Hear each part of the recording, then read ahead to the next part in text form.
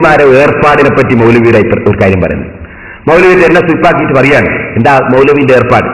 മൗലവി പറയുന്നത് പേരോട് പറഞ്ഞതനുസരിച്ച് ബേക്കിൽ ഉമ്മയും അതുപോലത്തെ പെങ്ങളും ഭാര്യയും ഒക്കെ വന്ന് നിസ്കരിച്ചാല് ഇയാള് നിസ്കരിച്ചിട്ട് എണീറ്റിക്കുന്നതിന് മുമ്പ് ഇങ്ങനെ നോക്കുക, ഓള് പോയോ ഭാര്യ പോയോന്ന് ഇങ്ങനെ നോക്കുക. അങ്ങനെയെല്ലാം കൂടി ഓള് പോയി എന്ന് മനസ്സിലായാല് ഇങ്ങനെ നോക്കിക്കൊണ്ടിരിക്കുക, ഓള് പോയോ നോക്കുക.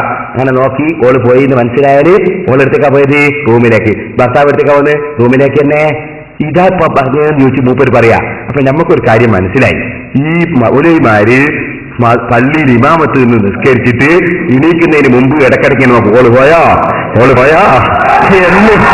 എന്ന് നോക്കിയിട്ടാ എണീക്കല് നമുക്ക് മനസ്സിലായി. അതൊന്ന് കേട്ടോളിങ്ങൾ അയാൾ എന്താ പറയുന്നത്. അനുഭവം ഓരോരുത്തർക്കല്ലേ മനസ്സിലാവുള്ളൂ. ഒന്ന് വെച്ചോട്ടെ. ഇപ്പൊ പരീന്ന് ഇങ്ങനെ നിസ്കരിക്കുമ്പോ ഇയാൾ പറഞ്ഞതുപോലെയാണെങ്കിൽ ഭർത്താവ് ഇങ്ങനെ ഇമാമ്, ഭാര്യയുണ്ട് മൗമൂമ്.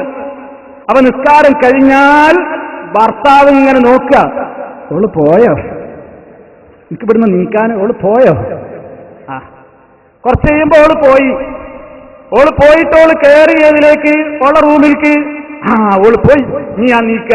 മൂപ്പര് അവിടുന്ന് ഉടനെ എഴുന്നേറ്റ് മൂപ്പരും കയറി എവിടേക്കന്നെ, അവള് പോയ റൂമിൽ തന്നെ. നല്ല മസലേട്ടോ, നല്ല മസലല്ലേ, ആർക്കും മനസ്സിലാവില്ലേ സുഹൃത്തുക്കളെ. ഇത് പൊരിയുന്ന ബാപ്പിയും മക്കളും ഭർത്താവും ഭാര്യയും കൂടി നിസ്കരിക്കുമ്പോഴുള്ള മസലയല്ല. ഇത് അന്യ സ്ത്രീ പുരുഷന്മാര് ഒരേ ജമാഅത്തിൽ പങ്കെടുക്കുന്ന അവിടുത്തെ നിയമം തന്നെയാണ്. ഇത് മനസ്സിലാക്കാൻ അമിത ബുദ്ധി വേണോ? അപ്പൊ ഈ അമിത ബുദ്ധിയൊന്നും വേണ്ടട്ടോ. ഇങ്ങനെ മൗലവിമാർ എണീക്കട്ടെ എങ്ങനെയാണ്?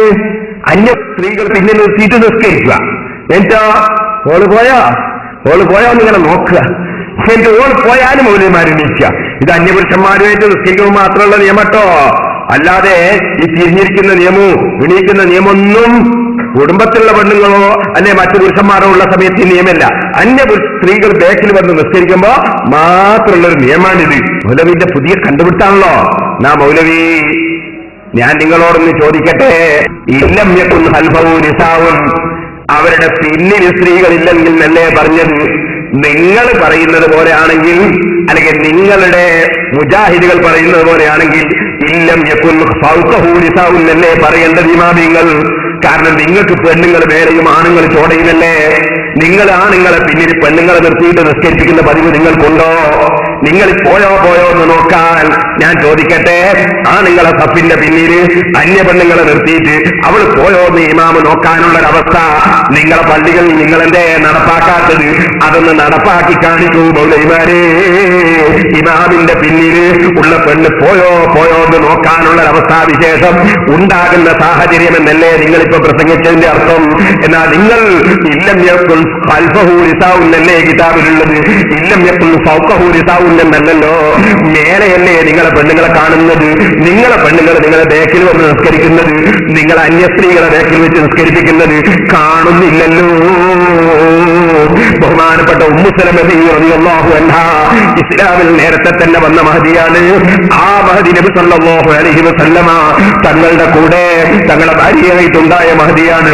ആ മഹദി ആദ്യകാലത്ത് സ്ത്രീകൾ പള്ളിയിൽ ഒറ്റയായി വന്നിരുന്ന ഒരു കാലമുണ്ട്. അന്നത്തെ സ്ത്രീകൾ പള്ളിയിൽ വന്നപ്പോൾ അവര് പിന്നിൽ തന്നെയായിരുന്നു സഫ് കെട്ടി നിന്നിരുന്നത്. നിങ്ങളെപ്പോലെ മേലെ കയറ്റിയിട്ട് നിർത്തുന്ന ഏർപ്പാട് നബി സല്ലല്ലാഹു അലൈഹി വസല്ലം തങ്ങളുടെ കാലത്ത് സ്ത്രീകൾ പള്ളിയിൽ വരുന്ന കാലത്ത് ഉണ്ടായിരുന്നില്ല. സ്ത്രീകൾ ബേക്കിൽ തന്നെയാണ് ഉണ്ടായിരുന്നത്. അങ്ങനെ ബേക്കിലുള്ള സ്ത്രീകൾ ആ വന്നിരുന്ന കാലഘട്ടം അന്യപുരുഷന്മാരും അന്യ സ്ത്രീകളും തമ്മിൽ തൊടുന്നതിന് വിരോധമുള്ള കാലമല്ല, കാണുന്നതിന് വിരോധമുള്ള കാലമല്ല, അതുപോലെ ഒന്നായി സംഗമിക്കുന്നതിന് വിരോധമുള്ള കാലമല്ല.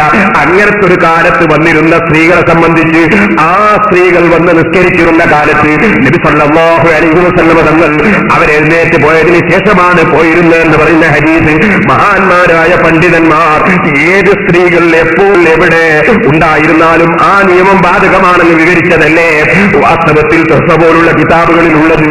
ആ കിതാബിന്റെ ഉദ്ധരണികൾ ദുർവ്യാഖ്യാനം ചെയ്യുന്ന നിങ്ങളോട് ചോദിക്കട്ടെ, അതേ ത്വസ്സയിൽ തന്നെ സ്ത്രീകൾ പള്ളിയിൽ വരുന്നത് മക്റൂഹാണെന്നില്ലേ, ഫസാദുണ്ടെങ്കിൽ ഹറാമാണെന്നില്ലേ?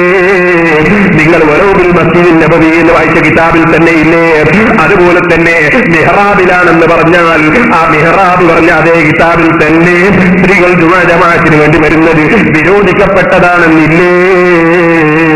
ഫസാദുണ്ടെങ്കിൽ ഹറാമാണെന്നില്ലേ? ഇക്കാലം ഫസാദുള്ള കാലമായതുകൊണ്ട് ഹറാമാണെന്ന് തന്നെയും ആ കർമ്മശാസ്ത്ര പണ്ഡിതന്മാര് പച്ചയായി പറഞ്ഞിട്ടില്ലേ? അങ്ങനെ വ്യക്തമായി അവർ പറഞ്ഞ ഇബാറത്തുകളിലൊക്കെയും സ്ത്രീകൾ പള്ളിയിലേക്ക് പോകരുതെന്നും ഒരു പുണ്യവും സ്ത്രീകൾ പള്ളിയിലേക്ക് പോകുന്നതില്ലെന്നും മനസ്സിലാക്കുമ്പോ ചോദിക്കട്ടെ മൗലവി, ഈ ഇബാറത്തിൽ നിന്ന് ഇജ്തിഹാദ് ചെയ്തിട്ട് പണ്ഡിതന്മാർ ഉദ്ദേശിക്കാത്ത വ്യാഖ്യാനങ്ങൾ കൊടുത്ത് ഓള് പോയോ എന്ന് ചോദിക്കുന്ന നിങ്ങൾക്ക് എന്ത് പറ്റിപ്പോയി? നിങ്ങളുടെ വിവരവും ബുദ്ധിയുമൊക്കെ ആരോ കൊണ്ടുപോയോ?